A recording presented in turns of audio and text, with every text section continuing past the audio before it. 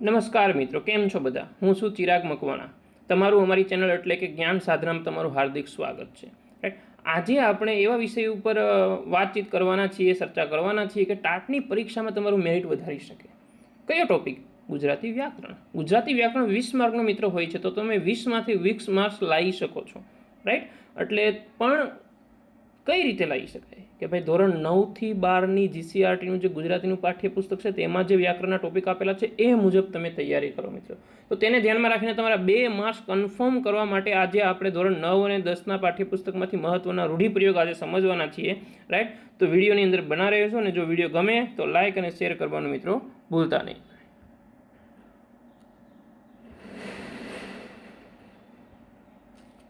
ચલો, મહત્વના રૂઢિપ્રયોગની અંદર પહેલા વાતચીત કરીએ કે ભાઈ આંખ આડા કાન કરવા એટલે શું થાય મિત્રો કે અવગણના કરવી, આંખ ઉઘડવી સાચી સમજ આવવી, કાન પકડવા ભૂલ સ્વીકારવી, પગ જમીન પર ન રહેવા ખૂબ આનંદમાં હોવું, હૈયે ટાઢક વળવી મનમાં શાંતિ થવી, મોઢામાં પાણી આવવું એટલે શું થશે લાલસા જાગવી, જીવમાં જીવ આવવો નિરાંત અનુભવવી, નાક કપાઈ જવું આબરૂ જવી, આકાશપાત એક કરવા ભારે મહેનત કરવી, ઘા પડવો માનસિક દુઃખ થવું.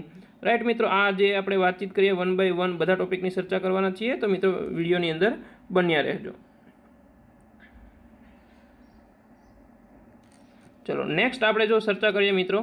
રાઈટ, તો કે લોહી ઉકળવું એટલે ખૂબ ગુસ્સો આવવો, માથે હાથ મૂકવો આશીર્વાદ આપવા, પેટમાં ફાળ પડવી એટલે કે ગભરાઈ જવું, હવાઈ કિલ્લા બાંધવા નકામી કલ્પનાઓ કરવી, લોઢામાં ચણા ચાવવા અત્યંત મુશ્કેલી કામ કરવું, ગળે ઉતારવું વાત સમજવી, કાન ફૂંકવા તો ચડામણી કરવી, દિલ ચિરાઈ જવું તો ખૂબ દુઃખ થવું, રૂવાડા બેઠા થવા તો રોમાંચ અનુભવવું, હાથ ધોઈ નાખવા એટલે આશા છોડી દેવી મિત્રો.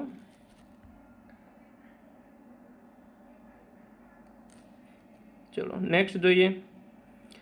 પાણી પહેલાં પાળ બાંધવી, અગાઉથી સાવચેતી રાખવી. મિત્રો ખાસ યાદ રાખજો, આ ધોરણ 9 અને 10ના પાઠ્યપુસ્તકમાંથી છે, તો ખાસ ધ્યાને લેજો. 1 by 1 તમે સમજવાનો પ્રયત્ન કરજો. મોઢું સંતાડવું, શરમાવવું અથવા તો લજ્જિત થવું, શ્વાસ અધ્ધર થઈ જવો, ચિંતામાં મૂકવું, બાર વગાડવા એટલે આફત આવવી, હાથ ફેરો કરવો ચોરી કરવી, પાયમાલ થવું બરબાદ થઈ જવું, જીભ ન ઉપડવી બોલવાની હિંમત ન થવી, અક્કલનું અંધ હોવું તો કે મૂર્ખ હોવું, કાન સરવા કરવા જાગ્રત થઈ જવું, લોહી પાણી કરવું, લોહીનું શું કરવું મિત્રો પાણી કરવું, તો સખત મહેનત કરવી. ચલો નેક્સ્ટ આપણે જોઈએ મિત્રો નેક્સ્ટ પેજની અંદર. ચલો આની અંદર જોઈએ તો કે આંગળી ચીંધવી એટલે રસ્તો બતાવવો, નાક રાખવું એટલે આબરૂ જાળવવી, પેટનું પાણી ન હલવું કાંઈ જ અસર ન થવી, માથું ઊંચકવું વિરોધ કરવો, આશા ફળવી એટલે ઈચ્છા પૂરી થવી, જીવ ઊંચો થવો ખૂબ ચિંતા થવી, હાથ પકડવો તો કે સહારો આપવો, ચહેરા પર હાસ્ય ફરકવું તો કે આનંદિત થવું, પગ ખેંચવા તો બીજાને અટકાવવા. ચલો નેક્સ્ટ જોઈએ. માર્ગ મોકળો કરવો એટલે કે તક પૂરી પાડવી. રાઈટ, આગમાં ઘી હોમવું તો કે ઝઘડો વધારવો, રાત દિવસ એક કરવા ખૂબ મહેનત કરવી, હૈયે હાથ દેવો આશ્વાસન આપવું મિત્રો, ગંગા નાહ્યા જેવું થવું તો કે મોટા કામમાંથી મુક્તિ મળવી, છાતી બેસી જવી હિંમત હારી જવી, કપાળે હાથ દેવો તો કે નસીબને દોષ દેવો, જીભ કાપી નાખવી તો કે બોલતા અટકવું, પથ્થર પર પાણી રેડવું તો કે નકામો પ્રયત્ન કરવા, મન ઠરવું તો સંતોષ થવો, ખોળો પાથરવો તો કરગરીને માગવું. ચલો મિત્રો, હવે આને કઈ રીતે તમે યાદ રાખીશો મિત્રો એ ખાસ અહીંયા ધ્યાન રાખજો. જો આ રીતે કરી શકો, રોજના 5 રૂઢિપ્રયોગ મિત્રો તમારે પાકા કરવા. જો પાકા કરવાની સાથે તમારે લખવા મિત્રો ખાસ યાદ રાખજો, કારણ કે લખેલું ક્યારેય ભૂલાતું નથી અને તેને વાક્યમાં પ્રયોગ કરવાનો પણ તમારે મિત્રો પ્રયત્ન કરવાનો છે. અહીંયા માત્ર ને માત્ર આપણે શું લીધેલા છે રૂઢિપ્રયોગનો અર્થ લીધેલો છે મિત્રો, માત્ર ને માત્ર શું લીધેલું છે રૂઢિપ્રયોગનો અર્થ. રાઈટ, પણ એના વાક્યનો પ્રયોગ કઈ રીતે કરવો એ તમને જો અર્થ ખબર પડી જાય એટલે બધી ખબર પડી જશે. તો અહીંયા હું અર્થ તો તમને જણાવું છું, પણ વાક્યની પ્રેક્ટિસ તમારી જાતે મિત્રો કરવાની છે. અર્થને સમજવાનો પ્રયત્ન કરશો, કારણ કે અર્થ સમજાઈ જશે એટલે તમે આરામથી મિત્રો વાક્ય બનાવી શકશો. અને પાછલા વર્ષના જે પ્રશ્નો છે રાઈટ, તમે જો કહીએ કે ભાઈ 10th અને 12થના પેપરના જે 5-7 વર્ષના પેપર છે એ તમે ધ્યાને લઈને કરી શકો છો. પછી તમારું જે આપણે 2023નું ટાટનું પેપર પૂછાયું છે રાઈટ, એના રૂઢિપ્રયોગો કયા છે એને ધ્યાનમાં લઈને તમે કરી શકો છો મિત્રો. ચલો આગળ આપણે જોઈએ તો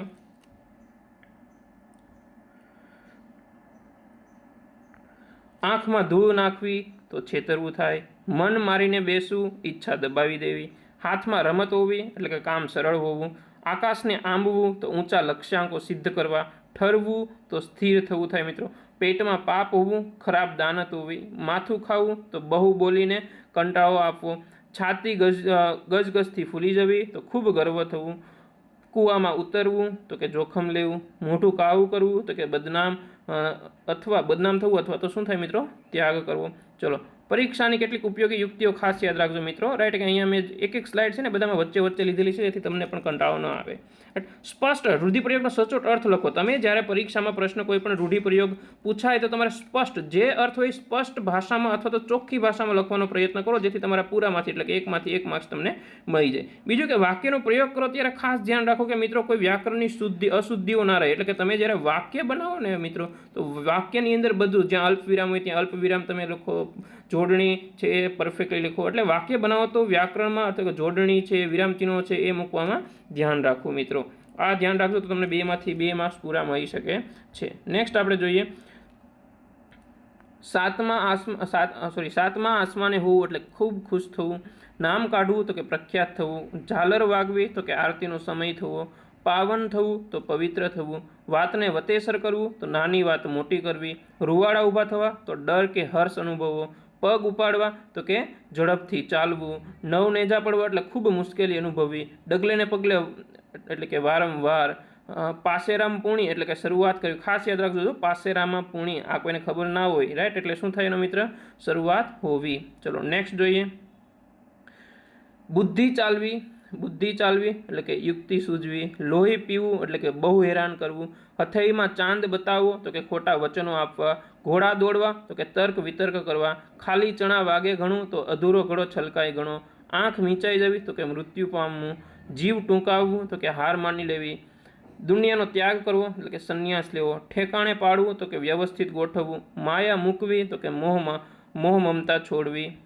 ચલો નેક્સ્ટ જોઈએ. નેક્સ્ટ સ્લાઇડની અંદર ખભા સાથે ખભો મિલાવવો તો કે એકબીજાને સાથ આપવો, સાગર સાથે મળવું તો કે મોટા કાર્યમાં ભળી જવું, કાંટા કાઢવા તો કે નડતર દૂર કરવું, નસીબ આડા પાંદડા હોવા તો કમ નસીબ હોવું, સોનામાં સુગંધ વળવી તો કે વસ્તુ વધુ સુંદર બનવી, જીભ વળવી તો ચિંતા કે ઈર્ષા થવી, પેટ ઠરવું તો શાંતિ કે સંતોષ થવો, વામણી સાબિત થવી તો શક્તિહીન હોવું, પાયો નાખવો તો શરૂઆત કરવી, મોઢું ફેરવી લેવું તો નારાજગી બતાવવી. ચલો નેક્સ્ટ અને કહી શકાય કે છેલ્લી સ્લાઇડ પગ પાછા પડવા તો કે હિંમત હારી જવી, આંખમાં પાણી આવવું તો કે ભાવ વિભોર થવું, મન મોકળું કરવું તો ખુલ્લા દિલથી વાત કરવી, ગળે પડવું તો વળગણ થવું, છાતી પર પથ્થર મૂકવો તો ધીરજ ધરવી, મોઢું સીવી લેવું તો ચૂપ રહેવું, તાલાવેલી લાગવી તો આતુરતા હોવી, લોહી ઉકળવું તો ઉત્સાહ વધવો, નસીબ ચમકવું તો સારો ભાગ્ય ઉદય થવો, હૈયે સોદારો વળવો તો શાંતિ અને સંતોષ થવો. ચલો મિત્રો હવે આપણે જો થોડી ઘણી અહીંયા ચર્ચા કરી લઈએ કે આપણે જે કહી શકાય રૂઢિપ્રયોગો જોઈએ 2 માર્ક્સના છે. એ જ રીતે તમારા જો વ્યાકરણના ટોપિકની આપણે વાતચીત કરીએ ને મિત્રો રાઈટ, તો કુલ 20 ગુણનું હોય છે. કેટલા ગુણનું હોય મિત્રો? 20 ગુણનું. આ 20 ગુણમાં શું શું હોય છે તમને બધાને ખબર છે. તો તેમાં જો હું વાતચીત કરું ને મિત્રો કે અલંકાર, છંદ, સમાસ, બધાને અહીંયાથી માર્ક્સ બહુ કપાતા હોય છે. હા, સાથે સાથે જોડણી પણ, સંધિ તો થઈ જતી હોય છે, જોડણી. તો આ 4 જે છે ને તમારે 9th અને 10thની ટેક્સ્ટ બુકમાંથી કરવો જોઈએ. ટાટ એસવા અને 9th અને 10thની બુકમાંથી કરવા જોઈએ. જ્યારે ટાટ એચએસ વાળાએ 11th 12thની બુકમાંથી કરવા જોઈએ, કારણ કે એમાંથી જ પૂછાતું હોય છે. અને આ તમે અલંકારનો અર્થ સમજો તો એના ઉદાહરણ જે કરો ને એ ટેક્સ્ટ બુકના ઉદાહરણ કરવા તો 100% તમારા મિત્રો 20માંથી 20 આવશે. જો મિત્રો વિડીયો ગમે તો લાઇક, શેર અને સબસ્ક્રાઈબ કરવાનું ભૂલતા નહીં.